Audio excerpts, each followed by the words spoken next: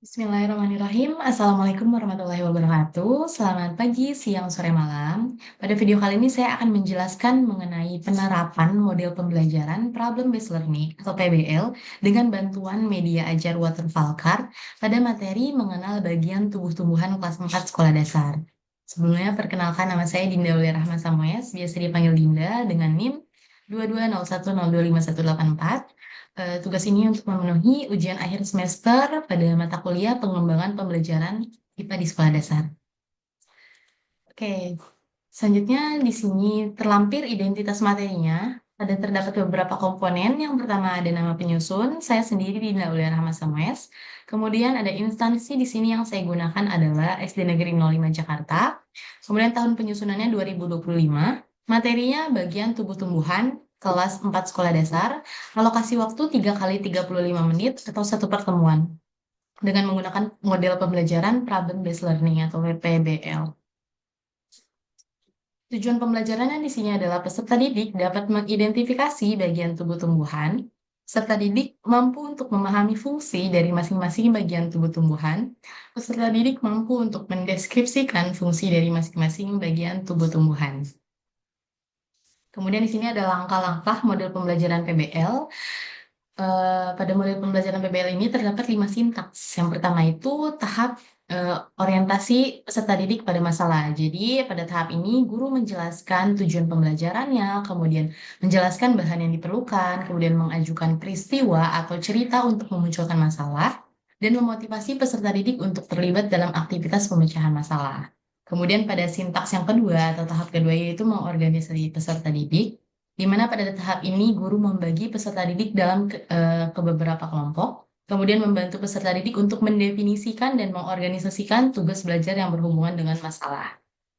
Kemudian pada tahap yang ketiga, yaitu membimbing penyelidikan. Jadi guru itu mendorong peserta didik untuk mengumpulkan informasi yang dibutuhkan dengan cara melakukan eksperimen atau pengamatan dan penyelidikan untuk mendapatkan penjelasan serta pemecahan masalah. Kemudian pada tahap keempat yaitu mengembangkan dan menyajikan hasil di mana guru membantu peserta didik dalam merencanakan dan menyiapkan laporan serta membantu mereka berbagi tugas dengan sesama teman sebayanya.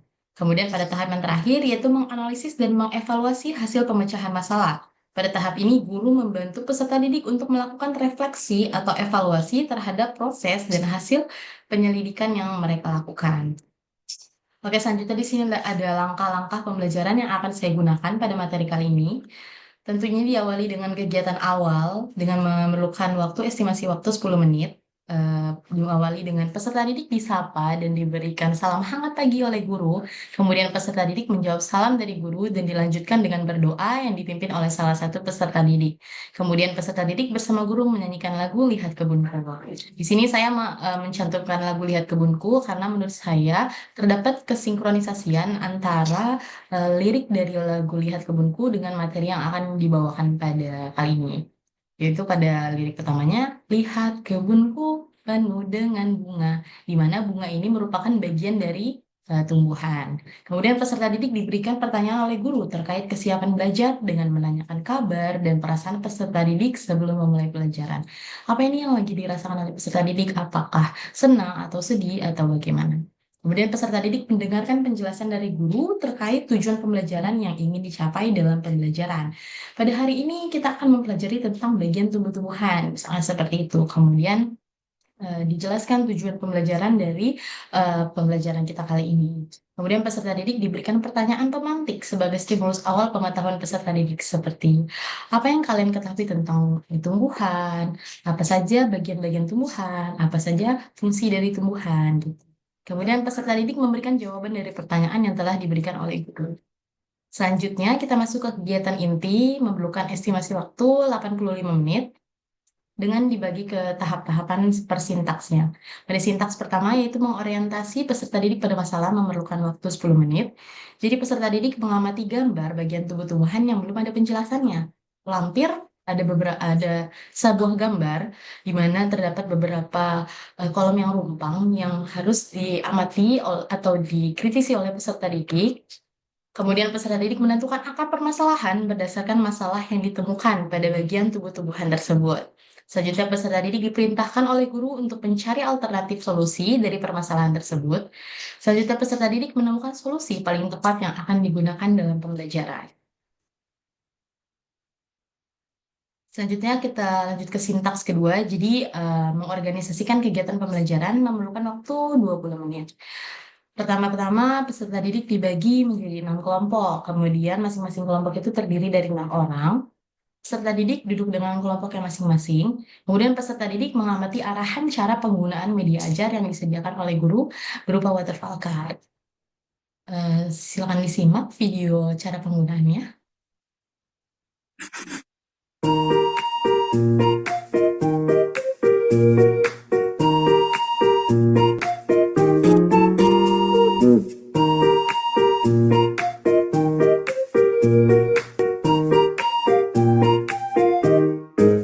Halo semua, perkenalkan nama saya Dinda Aulia Rahman Samues. Di video kali ini saya akan menjelaskan bagaimana cara penggunaan media ajar waterfall card pada materi mengenal bagian tubuh tumbuhan pada jenjang kelas 4 sekolah dasar. Selamat menyaksikan.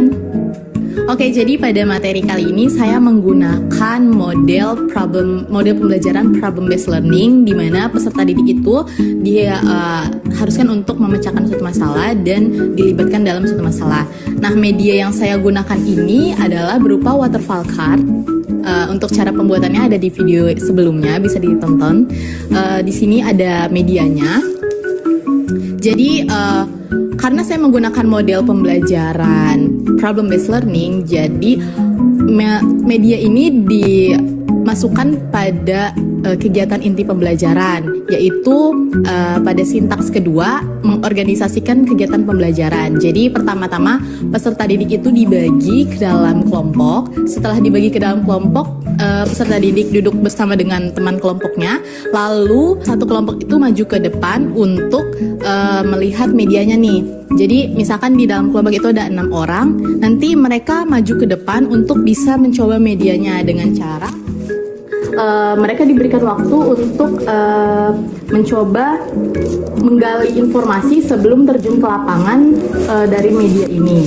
Jadi di sini ini bisa ditarik seperti ini untuk melihat. Di sini tuh ada informasi di halaman pertama ini, ada informasi tentang bagian tubuh tumbuhannya. Selanjutnya di sini ada penjelasan apa itu biji. Kemudian di sini ada penjelasan fungsi dari biji. Kemudian di sini ada penjelasan bagian-bagian dari biji itu seperti apa aja. Nah, setelah mereka menggunakan media ini, jadi setiap kelompok itu misalkan ada 6 orang. Jadi mereka saling bergantian nih, siapa yang bagian untuk karena setelah mereka menggunakan media ini kan mereka akan terjun ke lapangan untuk melakukan pengamatan ya. Jadi dibagi dulu nih siapa yang akan mengamati biji. Nah, digali dulu informasinya, biji itu seperti apa, fungsinya, bagiannya apa saja. Kemudian di sini ada akar juga. Jadi mereka bisa dengan secara langsung menggunakan media di depan kelas. Nanti setelah mereka selesai, digantikan dengan kelompok yang lain untuk mencoba medianya. Seperti itu. Mungkin jika ada masukan dari teman-teman sekalian atau dari penonton, itu bisa di kolom komentar ya. Terima kasih.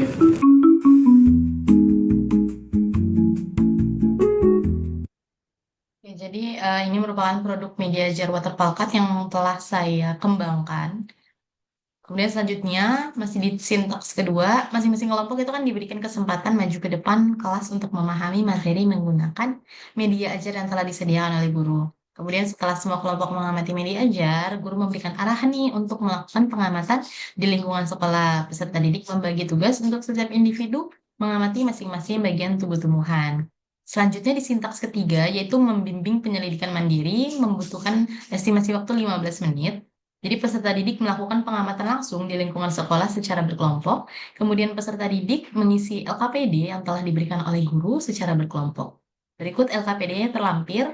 Pada halaman pertama, LKPD-nya itu terdapat identitas, LKPD IPAS, terdapat identitas materinya juga, bagian tubuh tumbuhan, untuk sekolah dasar, kelas 4 semester 1, terdapat identitas kelas, kelompok, Kemudian ada LKPD mengamati dan menganalisis bagian tubuh tumbuhan. Di sini ada tujuan pengamatannya. Jadi peserta didik itu mampu mengidentifikasi bagian tubuh tumbuhan.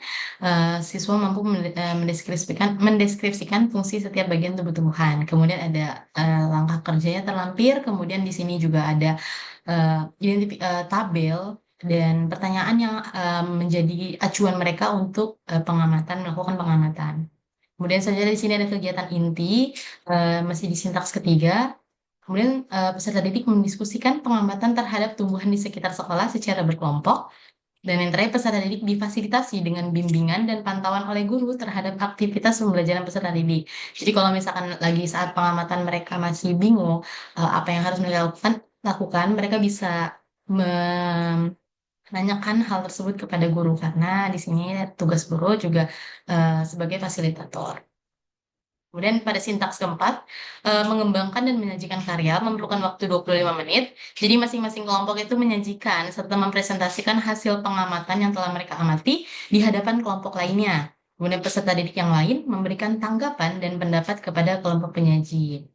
Kemudian peserta didik diberikan umpan balik atau kejelasan dan keakurasian informasi oleh guru terhadap hasil pengamatan yang disampaikan. Jadi ketika seluruh peserta didik sudah mempresentasikan hasil tersebut, mereka mendapatkan umpan balik dari guru, misalkan hal yang disampaikan oleh peserta didik ada yang kurang tepat, itu bisa diluruskan atau bisa diberikan kejelasan kembali oleh guru. Kemudian peserta didik yang telah menyajikan dan yang memberikan tanggapan kepada kelompok penyaji itu akan mendapatkan reward dari guru. Peserta didik dengan bimbingan guru melakukan ice breaking. Untuk ice breaking ini adalah video pelengkap dari pembelajaran saya.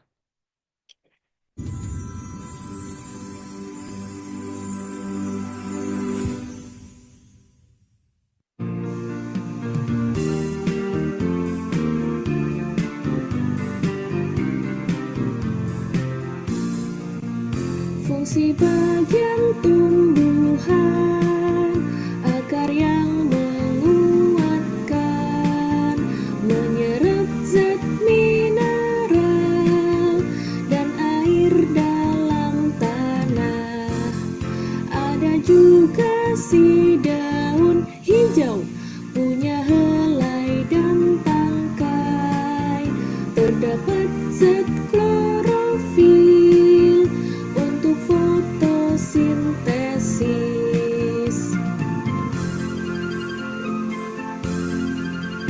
Batang yang mengedarkan air dan zat mineral dari akar ke semua bagiannya tumbuhan. Bunga sebagai alat apa? Alat perkembangbiakan. Buah simpan cadangan, biji untuk ditanam.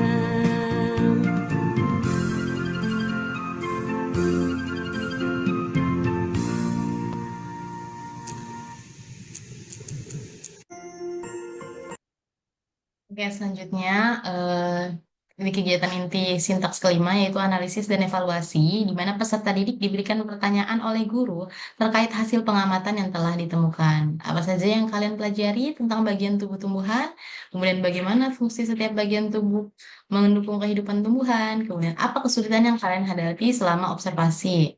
Kemudian peserta didik diberikan bimbingan oleh guru dalam hal menganalisis dan mengevaluasi proses pemecahan masalah. Kemudian peserta didik diberikan penguatan tentang materi bagian tubuh tumbuhan oleh guru dengan menyaksikan video pembelajaran. Video pembelajarannya juga sebagai pelengkap pembelajaran saya. Assalamualaikum, halo teman-teman. Pada video kali ini kita akan belajar tentang bagian-bagian tumbuhan dan fungsinya. Yuk kita mulai. Coba kamu perhatikan gambar tumbuhan berikut ini. Tumbuhan dibagi menjadi beberapa bagian, yaitu ada akar, batang, daun, bunga, dan buah. Pertama-tama kita akan membahas tentang akar. Akar adalah bagian tumbuhan yang tumbuh di bawah tanah. Fungsinya adalah untuk menyerap air dan nutrisi dari tanah, serta memberikan dukungan untuk menopang tumbuhan agar tetap berdiri tegak. Berdasarkan bentuknya, akar dibagi menjadi dua jenis, yaitu akar tunggang dan akar serabut. Akar tunggang memiliki akar utama dari pangkal batang, dan pada akar utama tumbuh cabang berukuran kecil. Sedangkan akar serabut memiliki akar-akar kecil dari pangkal batang. Yang kedua adalah batang. Batang adalah bagian tumbuhan yang tumbuh di atas tanah. Fungsinya adalah untuk mengangkut air, nutrisi, dan makanan dari akar ke seluruh bagian tumbuhan, serta untuk tempat tumbuhnya daun, bunga, dan buah. Bagian yang selanjutnya adalah daun. Daun adalah bagian tumbuhan yang berwarna hijau. Fungsinya adalah untuk melakukan fotosintesis, yaitu proses pembuatan makanan untuk pertumbuhan tanaman. Ada beberapa jenis tulang daun, yaitu tulang daun menyirip, tulang daun melengkung, tulang daun menjari, dan tulang daun sejajar. Kemudian ada bunga. Bunga adalah organ reproduksi pada tumbuhan. Fungsinya sebagai tempat perkembangbiakan tumbuhan, yaitu dengan penyerbukan. Setelah berkembang biak, tumbuhan akan menghasilkan biji. Biji inilah yang akan menjadi tumbuhan baru jika ditanam. Dan yang terakhir adalah buah. Buah adalah hasil perkembangan bunga yang telah berkembang biak. Fungsinya untuk menyimpan cadangan makanan dan melindungi biji di dalamnya. Setiap bagian dari tumbuhan memiliki peran yang sangat penting. Bagian-bagian tumbuhan ini saling bekerja sama untuk kelangsungan hidupnya. Akar akan menyerap air dan nutrisi dari tanah, kemudian disalurkan ke batang.